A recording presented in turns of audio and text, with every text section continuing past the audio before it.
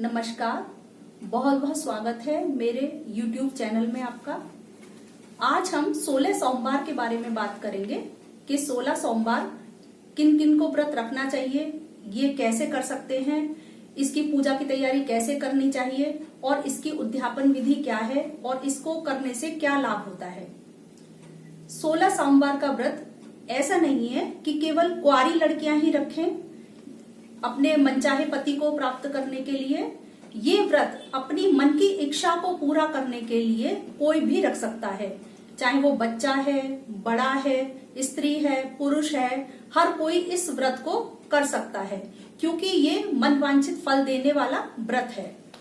ये व्रत सबसे ज्यादा जो हमें शुरू करना चाहिए वो सावन के महीने से आरंभ करना इसको विशेष फल देता है, लेकिन हम इसे माह के महीने या कार्तिक महीने में भी स्टार्ट कर सकते हैं। लेकिन जो इसकी विशेष महिमा बताई गई है वो सावन के महीने में बहुत ज्यादा बताई गई है क्योंकि इस समय भगवान शंकर योग साधना में नहीं होते हैं, वो धरती पर भ्रमण करते हैं, इसलिए ये बहुत जल्दी प्रसन्न हो जाते हैं।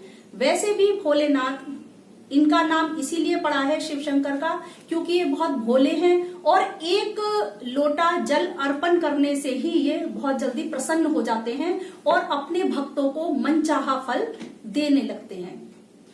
तो हम इस व्रत की शुरुआत कैसे करें बताते हैं कि इस व्रत को करने के लिए सबसे पहले सुबह स्नान करें, स्वच्छ वस्त्र धारण करें। उसके बाद यदि आप मंदिर में जाकर पूजा करना चाहते हैं तो मंदिर में कर सकते हैं। अगर घर में करना चाहते हैं तो उसके लिए थोड़ा तैयारी करें कि एक चौक बनाएं, चौक पर एक चौकी रखें।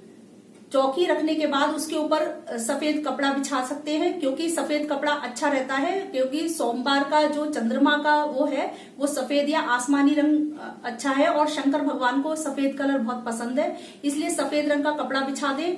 और उस चौकी पर एक शंकर भगवान, पार्वती मैया और जो गणेश जी की तीनों की साथ में तस्वीर होती है उस तस्वीर को उस चौकी पर रख दें। इसके बाद एक मिट्टी का शिवलिंग बनाएं क्योंकि मिट्टी का शिवलिंग बनाना बहुत अच्छा फल देता है, तो हमें जरूर बनाना चाहिए सोमवार के व्रत में।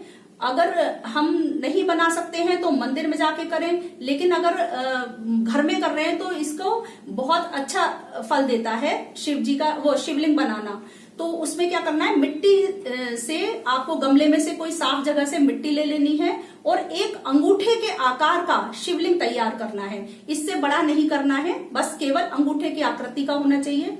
मिट्टी का शिवलिंग किसी पात्र में रखें और सबसे पहले उसके नीचे एक बेल पत्र का पत्ता रखें और उसके ऊपर ही उस मिट्टी से बनाए शिवलिंग को रखें। उसके बाद जब हमारा ये तैयारी हो जाए तो उसके बाद एक थाली में चंदन, क्योंकि शंकर भगवान को चंदन का ही टीका लगाया जाता है, रोली का नहीं, तो हमें चंदन, रोली, चावल, बेलपत्री, धतूरा, भांग, ये सब एक थाली में सजा लेनी है हमें। उसके बाद एक दीपक रखना है, दीपक को जलाना है। उसके बाद हमें एक पंचामृत तैयार करना है। अगर हम अलग अलग रखना चाहें तो अलग अलग भी रख सकते हैं, तो उनका अभिषेक किया जाता है क्योंकि भोलेनाथ का, तो हम पंचामृत भी बना सकते हैं, जैसे दूध, दही, गंगाजल, शहद और पुष्प डाल सकते हैं उसमें। तो ये सब करके पंचामृत एक तैयार करें और उससे भोले बाबा की जो शिवलिंग हमने बनाई है उसको स्नान कराएं। स्नान कराने के बाद हमें उनको चंदन का टीका लगाना है, पार्वती मैया को हमें रोली का टीका लगाना है और इसके बाद हमें एक जो कलावा है, कलावा भी ले सकते हैं और जो जनेऊ आता है जनेऊ भी ले सकते हैं। तो वो वस्त्र रूप में अर्पण करना है हमें, उन्हें गोल लच्छी सी छोटी सी बना लेनी है और उस पे वस्त्र के रूप में उन्हें धारण कराना है भोले बाबा को, और ऐसे ही पार्वती मैया को और ऐसे ही गणेश जी को। इन तीनों का इस तरह से वस्त्र का अर्पण कराना है। चावल चढ़ाने हैं। चावल टूटे हुए नहीं होने चाहिए क्योंकि भोले बाबा को कोई भी चीज खंडित पसंद नहीं है, इसलिए चावल साबुत ही होना चाहिए। बेलपत्री भी थोड़ा सा ध्यान से चढ़ाएं कि वो कटी फटी ना हो, बिल्कुल साफ होनी चाहिए क्योंकि जब गणेश जी का सर अलग किया था भोलेनाथ ने और उनको फिर सर लगाया था, तब से उन्होंने ये कहा था कि मैं कोई भी चीज ना तो खंडित करूंगा और ना ही कोई खंडित चीज पसंद करूंगा। इसलिए उनको कोई भी बेलपत्री चढ़ाए तो बिल्कुल साबुत चढ़ाए, वो कटी फटी ना हो, और चावल चढ़ाए वो भी साबुत हो।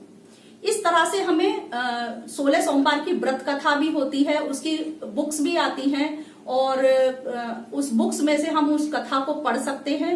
विधि विधान से उसकी कथा पढ़े, ओम नमो शिवाय का मन में जाप करते रहें। पूरा दिन किसी की बुराई ना करें, किसी से झूठ ना बोले, अपने मन को शांत रखें, खुश रखें, किसी से गलत ना बोलें। इस तरह से आप अपने पूजा को शाम तक व्रत करें। शाम के समय 3 चूरमा के लड्डू बनाएं, तो वो आटे की पराठा बनाकर उसमें मीठा डालकर उनके 3 लड्डू बराबर बराबर भाग के बनाने चाहिए, एक से हो। तो उन 3 लड्डुओं का भोग लगाकर एक गाय को खिलाएं, दूसरा प्रसाद के रूप में अपने परिवार में बांट दें, और तीसरा जो लड्डू है उसे खाकर अपने व्रत को खोल सकते हैं। तो ये शाम तक हम अपना व्रत इस तरह से कर सकते हैं 16 सोमवार में। और व्रत करते समय हमें एक चीज, जिस दिन हम पहला व्रत उठाएं उस दिन हमें एक काम और करना है। हाथ में कुछ 11 या 21 रुपए, जो भी आपकी श्रद्धा हो, उसे रखकर, थोड़े चावल रखकर व्रत का मन में संकल्प भी करना है कि मैं, और अपने मन की इच्छा को भी करना है कि हम किस इच्छा को पूर्ति के लिए ये व्रत रख रहे हैं। तो ऐसा संकल्प करके हमें व्रत का जो संकल्प लेना है कि मैं 16 सोमवार भोले बाबा आपके व्रत करूंगी, मेरी ये मनोकामना है, इसे पूर्ण करने की कृपा करें। ऐसा मन में संकल्प करके वो वहां पर चढ़ा दें। उस दक्षिणा को या तो आप किसी मान को दे दें या किसी पंडित जी को दे दें उस दक्षिणा को। ऐसे हमें 16 सोमवार तक व्रत अच्छे से करने हैं। व्रत की जो उद्यापन विधि है हम उसे नेक्स्ट वीडियो में बताएंगे कि हमें इस व्रत का 16 सोमवार हमें व्रत करने के बाद जब 17वां सोमवार आएगा तो उसका हमें उद्यापन किस तरह से करना है, इसको हम नेक्स्ट अपनी वीडियो में अवश्य बताएंगे। Thank you.